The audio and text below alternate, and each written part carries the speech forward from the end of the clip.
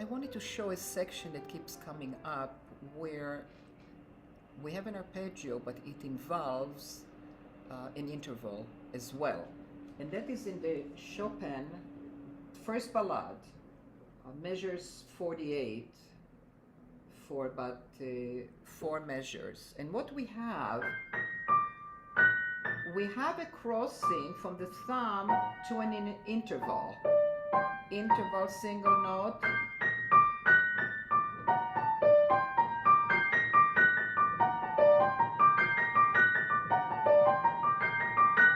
So what is different from just going that I talked about in an arpeggio? When we go down, we cross single rotation, single to here, single to here. Here we have an interval, and people who know something about this work or take lessons know that intervals and chords, the moment you have more than one note together, in order to sound equal on both fingers, the rotation is toward the thumb side. If it were, in the other direction, the notes don't play together, you feel basically off balance. So when we do that, it comes a little bit from the side and lands straight down. The arm is equal behind both fingers. The rotation, in cases like that, when you have interval or chord and a single note in the middle of it somewhere, the rotation is left to right rather than right to left. It's very small. It's just a feeling of a rotational balance. Now, why is this important? When you go into the interval, you can't go back like when you have a single note. So you're going this way, turning and playing to the left. You're crossing from the thumb goes to the left, you get there, and the interval is to the left.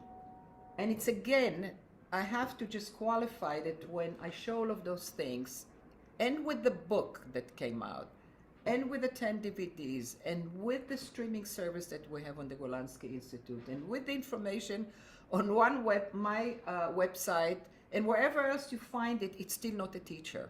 It's talking about it. It's demonstrating. And maybe people who are studying it, to them, they can get the feeling. And I know that it's very, very helpful. Whatever we show is very, very helpful. But on the hand of a person, we don't see what you are doing. And sometimes the information can be right, but something in the hand is still not right. And of course, the person does know it. Sometimes they're still stretching. Sometimes they're breaking. The wrist is all the way down. Sometimes the shoulder is up. Sometimes the elbow's out or in or wherever. So correct information will only fit if the basic structure is in place. And that usually, I'm happy that this is helpful. When it's not, I would say seek a good teacher, even for a few lessons, just to understand, just to have you feel that, because many of the things are quite intricate, what I'm talking about. It ends up making the playing easy, but it's a little bit intricate. So when we're coming that way, so this is one part, that it's left to left. I can't perfectly connect it. It's hard to get over with perfect connection. We have all the motion getting us there as close as possible, but there's a little bit of a let go in order way to get over to the interval. Another thing that is very important here is the shaping. Nothing is complete without the shaping, and shaping very often happens already when we're learning other aspects of the technique. It's a very natural phenomena, but it's not the general circles, this way or that way. They're not general, they're very, very specific, and they do not involve the upper arm. Again, they involve the leading parts, as I call them, the finger, hand, and forearm, and the upper arm follows. It has to follow, it's connected, but it's not initiating anything. It instantly gets tired and makes it impossible, hard to move quickly. So what happens here, in a regular arpeggio, we get a little bit higher, we come down to the thumb, get higher again. So what we call it basically overshape. Overshape to here, overshape to here, every shape. The last note of one shape is the first note of the next shape. There are no breaks. So what happens here, the same, you would think the same thing happens. And I remember doing this passage and failing. Because every time I came to the thumb and came down, it didn't work in speed. What happens in speed, and it happens in other places occasionally, is the thumb actually gets higher, and that's what makes it possible to move across and get into the interval. Like that, going down. I'm sorry.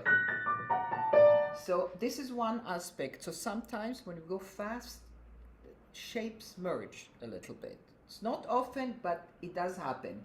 If someone still has difficulties, we talk about the forearm. Sometimes with the rotation, the arm doesn't settle enough from the interval to the single note. So it needs a little bit of the settling in. And that's something that a good teacher will diagnose as needed. So this is going in one direction.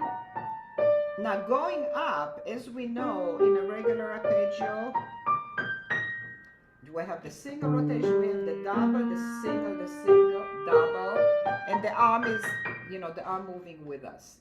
What happens when we go to an interval, if we went, it's a measure for the 50, when you go here.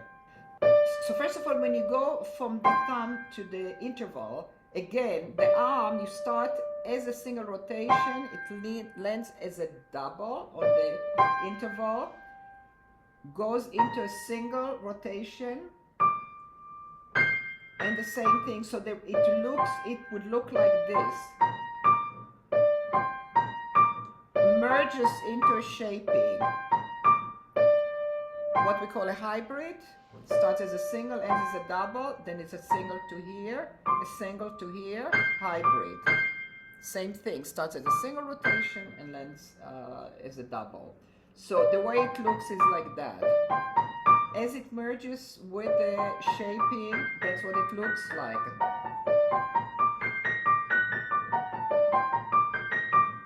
And so on.